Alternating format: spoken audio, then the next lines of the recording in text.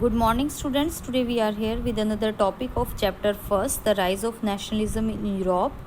And today's our topic is the making of nationalism in Europe. Student previous videos में क्योंकि topic जो है वो एक दूसरे से जुड़े हुए होते हैं तो प्रीवियस वीडियो को बिल्कुल ब्रीफ में रिकैप करते हैं। प्रीवियस वीडियोस में हमने जो स्टडी किया वो क्या था कि कैसे यूरोप में नेशन स्टेट जो है वो बिल्डअप हुए, जो एक कॉमन आइडेंटिटी रखते थे लोगों की, मतलब एक कॉमन आइडेंटिटी होती थी, एक कॉमन पहचान होती थी लोगों की।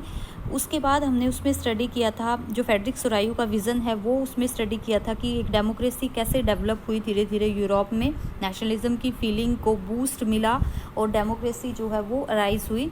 इसके अलावा हमने इसमें फ्रेंच रेवोल्यूशन का कंट्रीब्यूशन भी पढ़ा कि फ्रेंच रेवोल्यूशन का क्या रोल रहा है और फ्रांस में क्या मेजर चेंजेस आए हैं, जो मोनार्की के अगेंस्ट एक प्रोटेस्ट हुआ है और कौन कौन सी ऐसी चीज़ें थी जिन्होंने फ्रांस में कॉमन आइडेंटिटी को बनाने में हेल्प की। जैसे कि आपको पॉइंट्स बताए थे मैंने, ला पैट्री ले सिटोयन का जो आइडिया था उसका इंट्रोडक्शन की वजह से जो लोग हैं वो एक कॉमन जो एक उनका एक कॉन्स्टिट्यूशन होता था उसके अंडर आ गए थे। उसके बाद वहाँ का जो फ्लैग है, जो फॉर्मर फ्लैग है वो उन्होंने चेंज किया, उसको रिप्लेस किया, नेशनल असेंबली उन्होंने फॉर्मेट की। तो ये बहुत सारे पॉइंट्स जो है हमने स्टडी किए थे। उसके बाद हमने नेपोलियनिक कोड जो 1804 में बनी थी वो हमने पढ़ी, जिसमें कि एडमिनिस्ट्रेटिव चेंजेस फ्रांस में क्या क्या हुए, जो लोगों को एक टाइम पर बहुत अच्छे लगे लेकिन बाद में कैसे जो है लोग उसके भी अगेंस्ट हो गए और लोगों ने प्रोटेस्ट किया इन सारी चीज़ों का, क्योंकि कहीं ना कहीं उनको लगा कि उनके जो पॉलिटिकल राइट्स हैं वो स्पॉइल हो रहे हैं। तो ये पॉइंट थे। अब जो हमारा टॉपिक है वो देखो, हम चैप्टर का नाम है द राइज ऑफ नेशनलिज्म। हम नेशनलिज्म का राइज होना देख रहे हैं यूरोप में, तो उसका प्रोसेस जान लेना ज़रूरी है कि नेशनलिज्म बना कैसे, नेशनलिज्म की फीलिंग कैसे डेवलप हुई, उसके मेकिंग प्रोसेस को हम देखते हैं यूरोप में। देखो फर्स्ट पॉइंट है इसमें, Germany, Italy and Switzerland were divided into kingdoms, duchies and cantons whose rulers and their autonomous territories. देखो जो आज हम स्ट्रॉन्ग नेशन स्टेट देखते हैं, जैसे जर्मनी, इटली और स्विट्जरलैंड जो हम देख रहे हैं, पहले क्या था, यानी कि नेशन स्टेट बिल्डअप होने से पहले ये कैसे थे। तो ये छोटे छोटे किंगडम्स में डिवाइड होते थे, जैसे एक राजा के अंडर छोटा सा एरिया आ गया, और कैंटन्स भी एक तरह का सब डिविजन्स ही होता है कि छोटा सा पार्ट होता है, जैसे डिस्ट्रिक्ट की तरह लगा लो। इसी तरह से राजशाही, डचेस क्या होती है, जैसे राजशाही की किसी एक राजा है, कोई प्रिंस है, उसके अंडर आ रहा है एक एरिया। तो इस तरीके से न्यूमरियस जो टेरिटरीज होती थी उसमें बटे हुए होते थे, जो किसी एक राजा की एटोनोमियस, एक तरह से उसकी स्वायत्तता में होते थे, उसके अंडर आते थे। They did not see themselves as sharing a collective identity, उनकी कोई कोलेक्टिव आइडेंटिटी नहीं होती थी। जैसे कि हम इंडिया में रहते हैं, हमारी पहचान क्या है कि हम इंडियंस हैं। इसी तरह से अमेरिका में रहने वाले लोगों की पहचान क्या है कि वो अमेरिकन्स है। लेकिन पहले ऐसा नहीं था, जब नेशन स्टेट नहीं थे तब ऐसा नहीं था, अलग अलग पहचान होती थी लोगों की। जैसे एक ही टेरिटरी में रहने वाले लोगों की पहचान अलग अलग होती थी, वो कॉमन कल्चर भी शेयर नहीं करते थे, सबका कल्चर अपना अलग अलग होता था, फिर भी वो एक टेरिटरी में मतलब रहते थे और मतलब एक कॉमन आइडेंटिटी, कहने का इन शॉर्ट हम क्या कह सकते हैं कि कॉमन कल्चर या कॉमन आइडेंटिटी को वो शेयर नहीं करते थे। अब इसमें हम एक मेन एम्पायर को पढ़ेंगे जो कि छोटा सा एक टॉपिक है, हब्सबर्ग एम्पायर की, जो ऑस्ट्रिया हंगरी हैं जो आज हम देखते हैं, उनके ऊपर एक हब्सबर्ग एम्पायर राज्य करता था, मतलब उसी के अंडर ये सारे एरियाज़ आते थे। अब इसमें मतलब जो तीन कम्युनिटी थी वो मेन थी, जैसे एक तो फ्रेंच स्पीकिंग थे यहाँ पर जो फ्रेंच लैंग्वेज बोलते थे, एक जर्मन स्पीकिंग थे जो जर्मन लैंग्वेज बोलते थे, इसके अलावा एक मैग्यार लैंग्वेज थी यहाँ की, वो लैंग्वेज लोग बोलते थे, और भी अलग बहुत सारी डायलेक्ट्स होती थी, बोलियाँ होती थी जिनको कि लोग बोलते थे। इन Hungary half of the population spoke Magyar, while the other half of the spoke variety of dialects. तो जो ये पार्ट थे हब्सबर्ग एम्पायर के अंडर आते थे, ये अलग अलग भाषाएं बोलते थे, अलग अलग कल्चर इनका होता था जिसको ये फॉलो करते थे। इसके अलावा ये तीन जो लैंग्वेज बोलने के अलावा इन तीन कम्युनिटीज़ के अलावा भी और भी बहुत सारे ग्रुप्स थे यहाँ पर, जो कि लोग इस एम्पायर की बाउंड्री के अंडर आते थे। बहुत सारे एरियाज़ आपकी बुक में लिखे हुए हैं जिनको आप मतलब एक बार रीडिंग ले सकते हो उनकी, जैसे कि इसमें ऑस्ट्रिया है, स्टूडेंट लैंड है, ट्रोयल है, ये बहुत सारे एरियाज़ इस हब्सबर्ग एम्पायर के अंडर आते हैं। The only tie binding these diverse group student, मैंने अभी बताया आपको कि ये कॉमन कल्चर शेयर नहीं करते थे, इनमें बहुत सारे डिफरेंसेस होते थे। अलग अलग लैंग्वेजेस और डायलेक्ट्स बोलते थे। लेकिन एक चीज़ थी जो सिर्फ इनको थोड़ा बहुत बांध के रखती थी, वो थी इनकी एलिगेंस टू द एम्परर, यानी कि जो राजा होता था, इनका जो पर्टिकुलर जिस राजा के अंडर ये आते थे उसके लिए इनका एक लॉयल नेचर, यानी कि इनकी जो निष्ठा होती थी, लॉयल्टी होती थी, सिर्फ वो इनको बांध के रखती थी। अदरवाइज़ कोई भी चीज़ इनमें कॉमन नहीं होती थी, जिसकी वजह से इनको लगे कि ये एक एरिया में रहते हैं।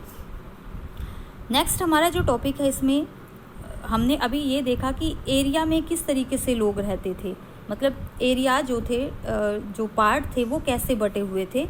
अभी इन पार्ट्स में रहने वाले लोग हम देखते हैं कि कैसे डिवाइड थे, वो लोग कैसे डिवाइड थे। जैसे कि अपर कास्ट थी, लोअर कास्ट थी, तो उनको क्या कहते थे उस टाइम। तो देखो मेनली एरिस्टोक्रेट होते थे उस टाइम। एरिस्टोक्रेट मीन्स क्या होता है, जो नोबेलिटी होती है, यानी कि जो बड़े बड़े ज़मींदार होते हैं।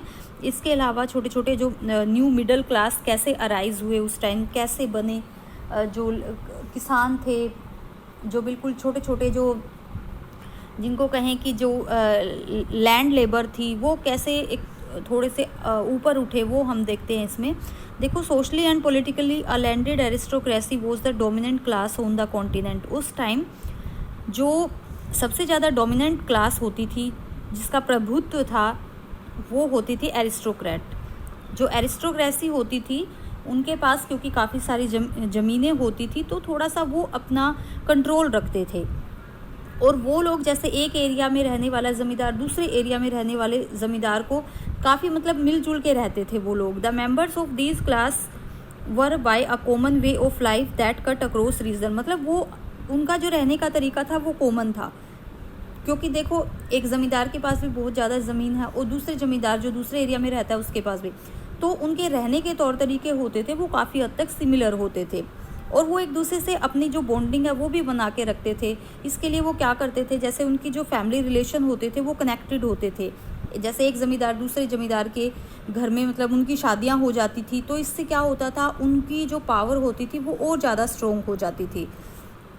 जैसा कि हमने फ्रेंच रेवोल्यूशन में स्टडी किया था कि जो लुईस 16 थे, लुईस 16 की जो शादी हुई थी वो ऑस्ट्रिया की प्रिंसेस से हुई थी, जो मैरी एंटोनिटी थी, वो हमने स्टडी किया था।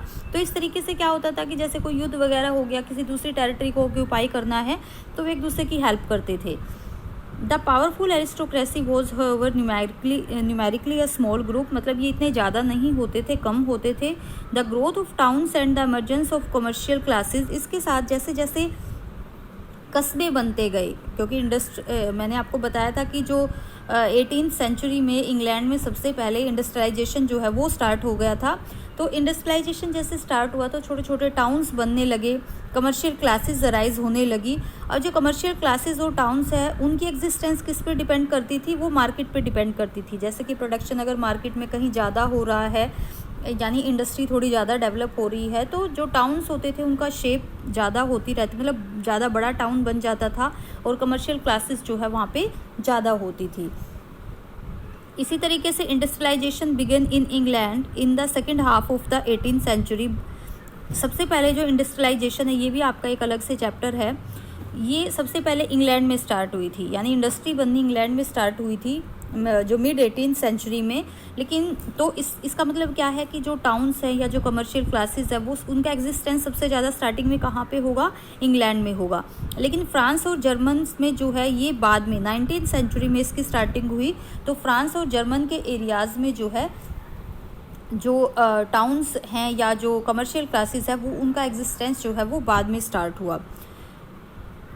इन its wake new social groups came into being, इससे क्या हुआ कि जो नए सोशल ग्रुप हैं वो अराइज हुए। वर्किंग क्लास पॉपुलेशन, जैसे कि जो लेबरर्स है वो अराइज हुए। मिडिल क्लास मेडअप, मतलब जो एक मिडिल क्लास है, मध्यम वर्ग है, वो आया। इंडस्ट्रियलिस्ट आए, बिजनेसमैन, जो प्रोफेशनल बिजनेसमैन थे वो अराइज हुए। तो जैसे जैसे इंडस्ट्रियलाइजेशन डेवलप होता गया, जैसे कि पहले मैंने आपको बताया कि मेनली एरिस्टोक्रेट होते थे, पीजेंट्स होते थे, जो किसान होते थे, जो किराए पर ज़मीन लेते थे, जिनको सर्फ्स भी कहा जाता था, भूदास बोलते हैं उनको। और वो लोग क्या करते थे, जैसे बॉन्डेड लेबर की तरह काम करते थे।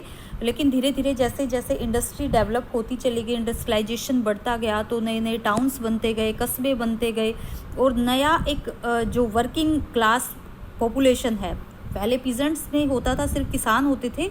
एक नई वर्किंग पॉपुलेशन जो है यूरोप कॉन्टिनेंट में अराइज हो गई, जिसमें कि इंडस्ट्रियलिस्ट आ गए, बिजनेसमैन आ गए और वर्किंग लेबर आ गई।